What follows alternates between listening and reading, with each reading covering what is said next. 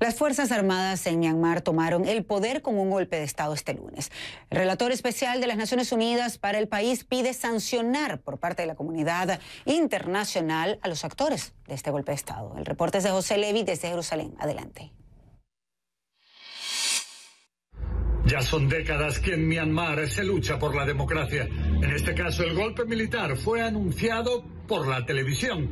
Se dijo que Aung San Suu Kyi, la consejera de Estado, la líder de facto del país, era destituida, fue puesta en arresto domiciliario.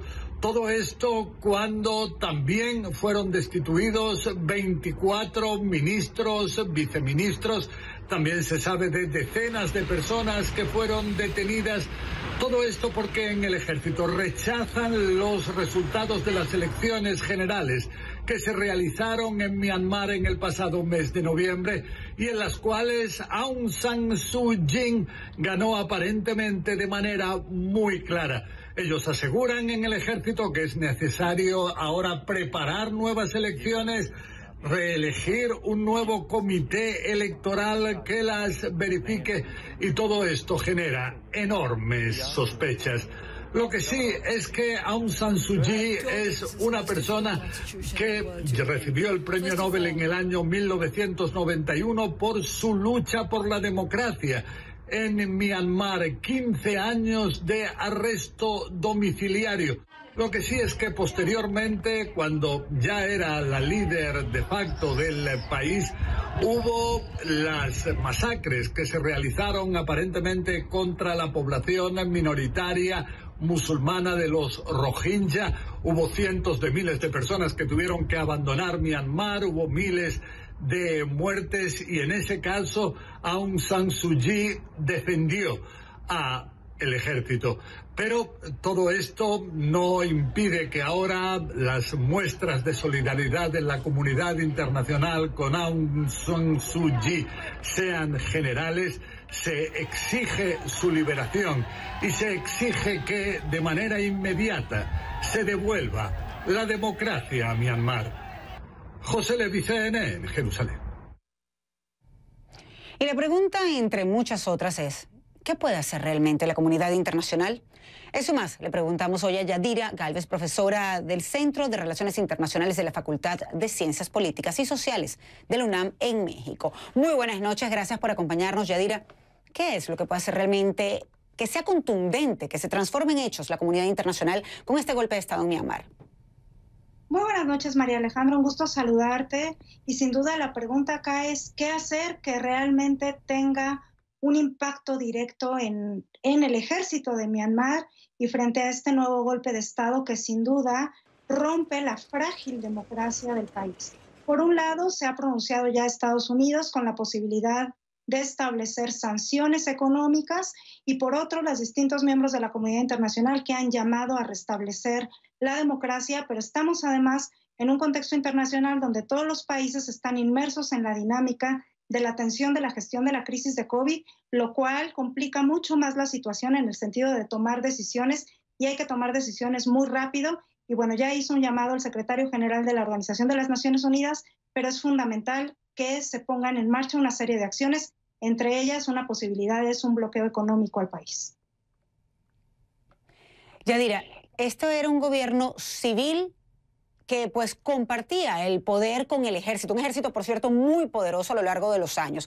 Esta especie de compartir del poder del gobierno se ejercía desde 2015. Ahora el ejército dice que hubo fraude en las elecciones de noviembre pasado sin presentar pruebas y da un golpe de Estado. ¿Qué podemos esperar en los próximos días, en los próximos meses?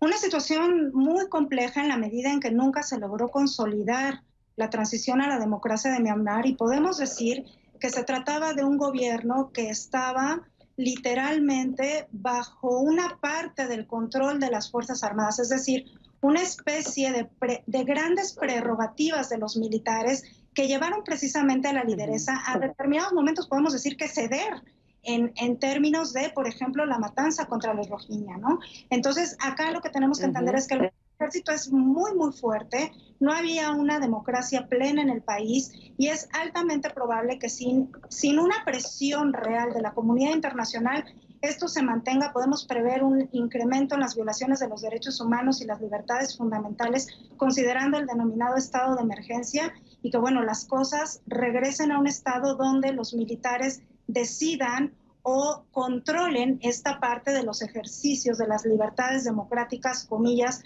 porque en realidad ellos lo que están haciendo es mantener no solo su coto de poder al interior del país, sino poner las reglas. Y esto es gravísimo en términos de la democracia y en términos, por supuesto, del papel que los militares juegan en un país democrático, o que pretende ser democrático. María Alejandra.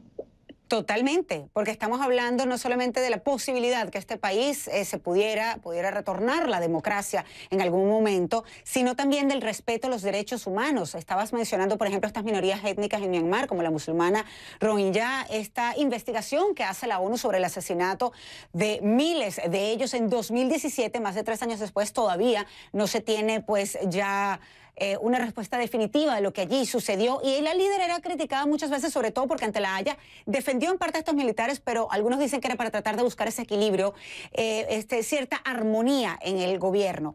El relator ahora especial de la ONU dice que la seguridad de esas minorías podría verse seriamente comprometida. ¿Crees que sea así?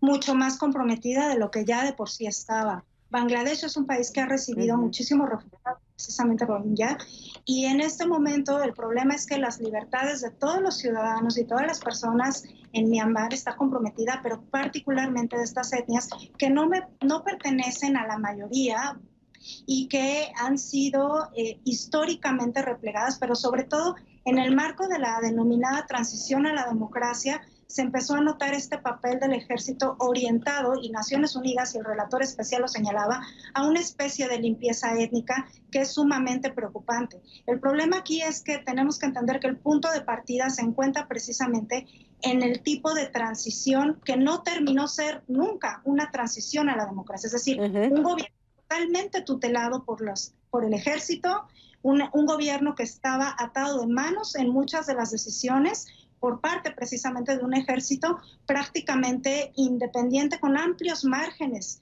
de participación política, incluyendo escaños en el Congreso, que diseñó la Constitución y que precisamente ahora dice que en nombre de esa Constitución lleva adelante nuevamente un golpe de Estado, pero generando una crisis profunda, tanto en términos de la institucionalidad frágil democrática, como particularmente un problema de derechos humanos y de violación a la limitación de las libertades, como lo hemos estado viendo ahora con la limitación de las comunicaciones. Totalmente.